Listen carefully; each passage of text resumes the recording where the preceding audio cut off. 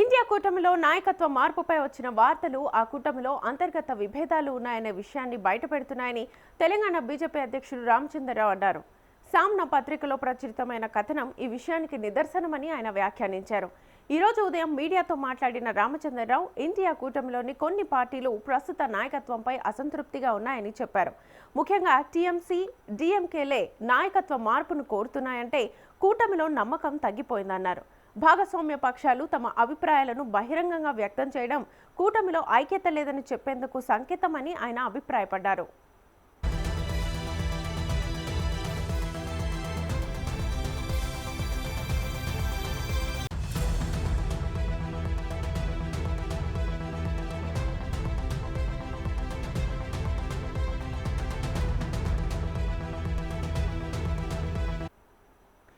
కూటమిలో భాగంగా ఉన్న పార్టీకి చెందిన సామ్నా పత్రికే ఇలాంటి కథనాన్ని ప్రచురించడం గమనించాల్సిన విషయమని రామచంద్రరావు చెప్పారు.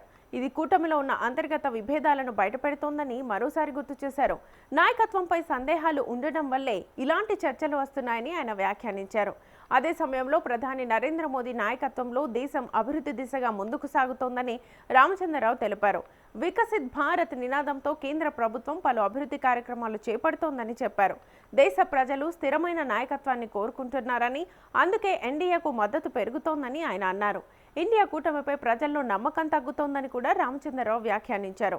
రాబోయే ఎన్నికల్లో ప్రజలు ఎన్డీఏకు మద్దతిస్తారని ఆయన విశ్వాసం వ్యక్తం చేశారు. ముఖ్యంగా పశ్చిమ బెంగాల్, తమిళనాడు రాష్ట్రాల్లో కూడా ఎన్డీఏ ప్రభుత్వం ఏర్పడే అవకాశం ఉందని ధీమా వ్యక్తం చేశారు.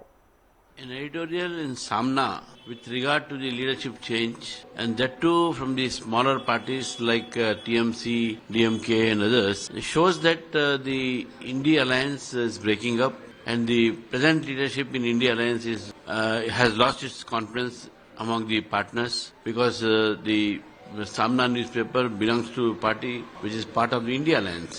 The India Alliance is politically now wrecking, and we are sure that this India Alliance will also break in future, and both in the India Alliance where they are ruling, both the West Bengal and Tamil Nadu, the people are rejecting the India Alliance partner there, and NDA will form the government in both the states.